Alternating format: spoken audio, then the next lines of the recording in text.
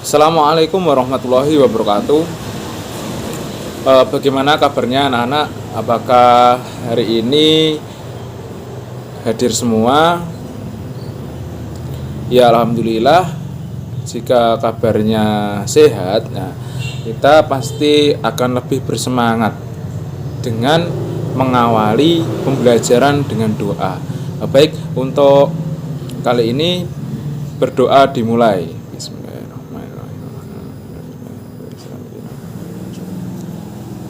Amin amin amin ya robbal alamin. Nah, sebelumnya kita telah membahas fikih untuk yang kelas lama dulu ya. Sekarang kan masa pembelajaran baru. Nah, itu pembelajaran fikihnya adalah untuk yang pertama, bab yang pertama itu nanti tentang jinayah dan hikmahnya. Nah, jadi jinayah dan hikmahnya itu apa sih gitu ya. Kita harus tahu juga ya jinayah itu apa gitu. Nah, jadi pengertian jinayah dalam ilmu fikih, pembahasan mengenai tindak pidana kejahatan itu beserta sanksi hukumnya disebut dengan istilah jarimah. Jarimah itu bisa juga disebut dengan ukubah. Nah, jarimah ini secara Arab kan ukubah, tapi bahasanya jarimah. Nah, jarimah ini dibagi menjadi dua. Dua ini itu tentang jinayah dan hudud. Jadi nanti bab 1 kalau nggak salah jinayah, kemudian bab 2 adalah hudud. Nah, itu membahas tentang perilaku tindak kejahatan selain pembunuhan. Nah, itu jadi hudud itu membahas tentang tindak perilaku kejahatan namun selain pembunuhan. Jadi penganiayaan, yaitu masalah penganiayaan. Jadi seperti halnya zina, terus mencuri, minuman khamar, merampok, merompak dan lain sebagainya. Jadi ini secara hukum Islam ya, bukan hukum di Indonesia. Nah, namun pada kali ini bab jinayah ini, jinayah ini membahas tentang tentang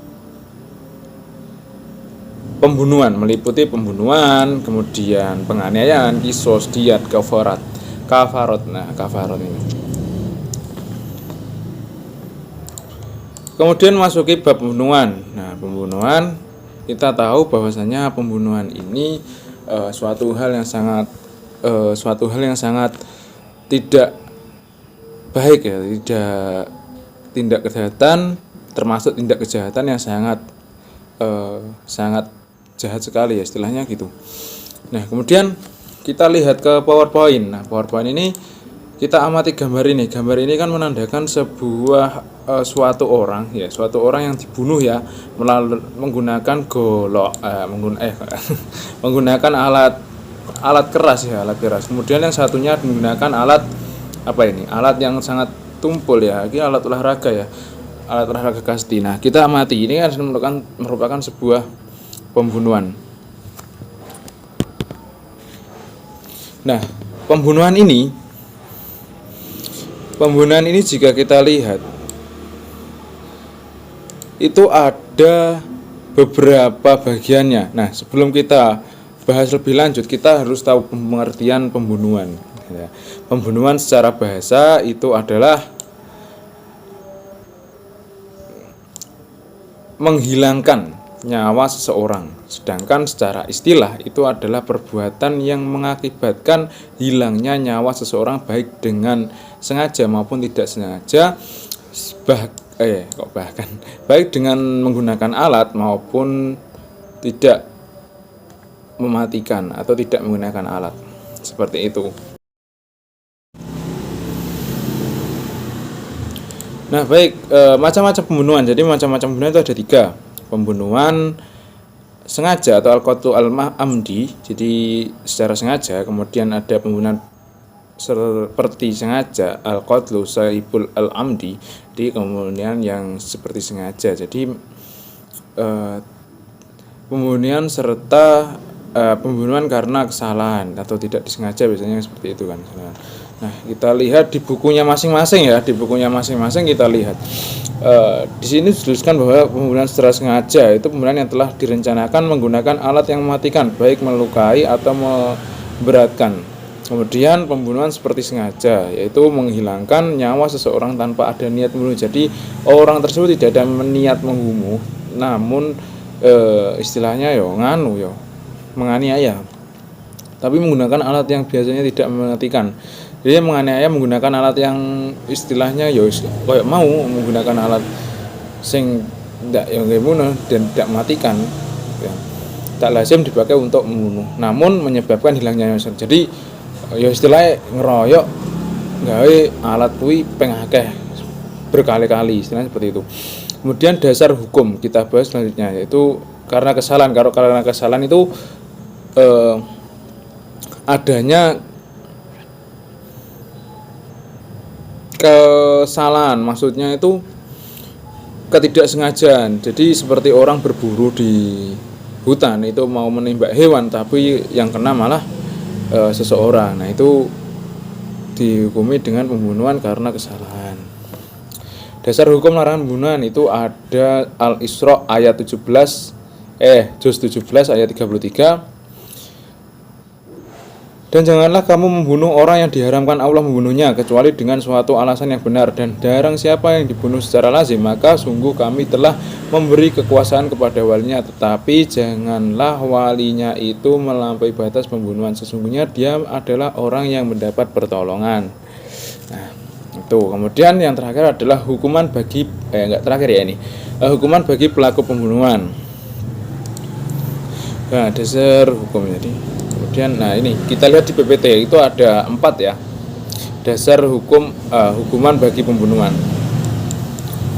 Nanti hukuman bagi pembunuhan itu yang pertama adalah jika pembunuhan itu disengaja, pembunuhan itu sengaja memang ya dia mempunyai niat, dia memang menggunakan alat yang sangat untuk membunuh, itu adalah kisos, yaitu pelaku harus diberikan sanksi hukuman yang setimpal, dan tidak hanya itu dia harus juga diberikan sebuah diat. Jadi kisos ini memang harus sanksi hukuman secara timpal, secara berat. Nah, kemudian jika keluarga korban melakukan pelaku tindak pidana pembunuhan, maka hukumnya adalah membayar denda atau diana. Jika membayar kisos kemudian melaksanakan kisos atau hukuman dengan hukumannya secara setimpal atau pembunuhan, dan si keluarga korban ini memaafkan ya, namun dia wajib membayar diat ya, denda. Nah, selain membayar sejumlah diat, nah ini kita lihat ya yang terakhir, itu wajib untuk menunaikan kifarat. Kifarat itu apa? Nanti kita bahas lebih detail lagi. Kemudian pembunuhan seperti sengaja, qatlu sibnu al-amdi. Nah, pelaku pembunuhan seperti sengaja tidak mendapatkan hukuman kisos, melainkan dia harus membayar sebuah denda atau diat. Dia seperti sengaja ini dia membayar diat secara, diatnya itu mughaladah. Jadi kan diat nanti ada 2 ya. Kita lebih dalam lagi, ada diat mughaladah, ada diat mukhafafah. Nah, diat mukhafafah ini nanti untuk pembunuhan karena kesalahan. Jadi yang tidak sengaja tadi hukumannya ringan seperti itu. Namun kemudian yang 3 dan ini membunuh secara berkelompok al-qatlu. Jadi nanti nah ini yang terakhir, yang keempat ya. Ini pembunuhan secara berkelompok al-qatlu al-jamaah al-wahid. Nah, apabila sekelompok orang secara bersama-sama membunuh seseorang, maka mereka harus dihukumi kisos. Nah, dia tidak bisa dimaafkan karena gimana ya? Kan ini hukumnya berkelompok. Jadi istilahnya pengeroyokan. Dia wajib dikisos. Hukumnya seperti itu. Seperti suratnya ini bisa dibaca ya anak-anak. Kemudian yang terakhir adalah hikmah larangan membunuh. Nah, hikmah larangan membunuh ini itu dalam surat An-Nisa. Itu ayat juz 4 ayat 93. Nah, itu di PPT juga dijelaskan. Nah, ini seperti ini, memelihara kehormatan. Jadi hikmah larangan membunuh ini nantinya memelihara kehormatan dan keselamatan setiap manusia. Dan pelaku tindak pembunuhan diancam dengan hukuman yang setimpal sesuai perbuatannya. Nah, di sini ada disebutkan di PPT ya. Mungkin teman-teman anak-anak bisa menulis ya, karena di modulnya kan ini secara hukuman atau hikmahnya itu kan kurang ya. Ini bisa ditambahkan ini. Jadi memberi pelajaran kepada masyarakat agar tidak agar tidak melakukan pembunuhan yang keji. Nah, manusia yang satu dengan yang lain saling menetapkan kedudukan yang tinggi baik dalam hukuman manusia maupun di hadapan Allah.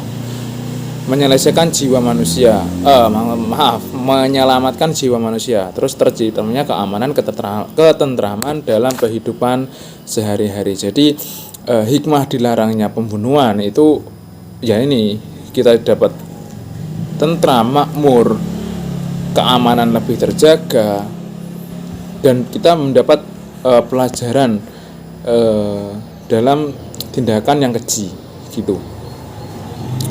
Di buku sudah dijelaskan bahwa setelah pembunuhannya kan materinya adalah penganiayaan. Ya, kita perhatikan gambar ini ya, kita amati terlebih dahulu. Ini adalah gambar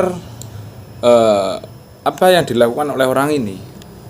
Terlihat gambar satu yang ini ya, gambar satu yang ini itu terlihat banyak orang yang ngeroyok.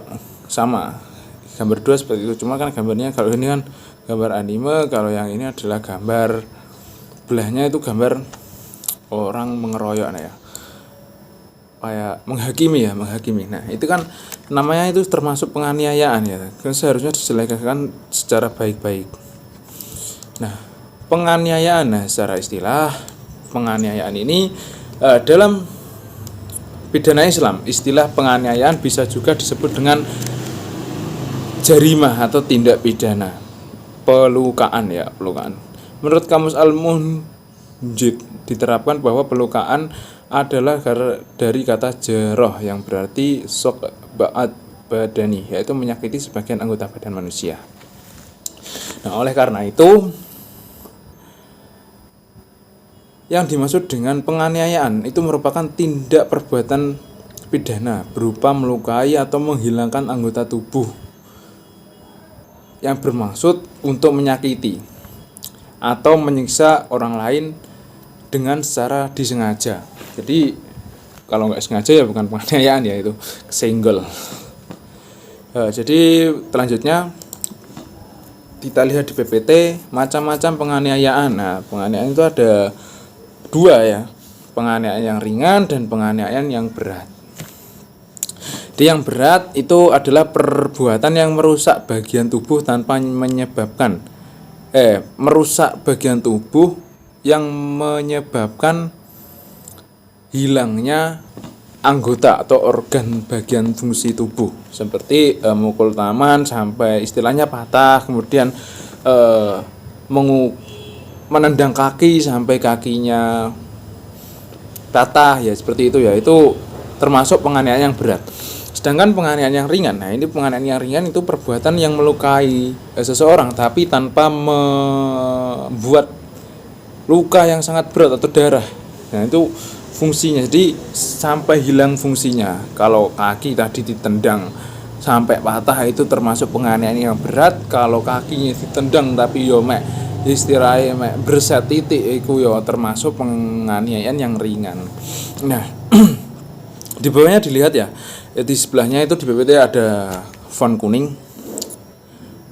Nah, tindakan penganiayaan di atas ya ada tulisannya ya, tindakan penganiayaan di atas dikenakan sanksi apabila memenuhi beberapa unsur-unsur sebagai berikut. Jadi penganiayaan di atas atau buah penganiayaan yang berat ataupun ringan tadi dapat dikenakan sanksi dengan syarat beberapa unsur ini. Yang pertama adalah perbuatan ini menimbulkan rasa sakit dan luka pada orang lain. Kemudian yang kedua, tidak dengan maksud patut atau dengan kata lain melewati batas yang diizinkan. Perbuatan diiringi dengan niat ingin menyakiti orang lain. Nah, jadi itu beberapa unsur jika penganiayaan ini dapat dikenakan sanksi. Nah, jadi kemudian